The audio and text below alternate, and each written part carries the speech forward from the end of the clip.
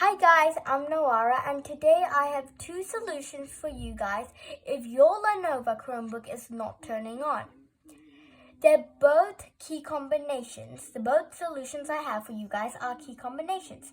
The first solution is to hold the refresh button continuously while tapping the power button 20 times.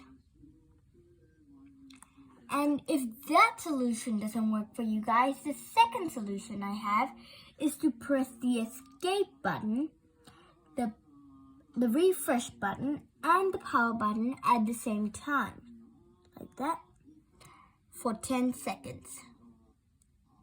And then you should have a screen like that, and go onto that link. And thank you, bye!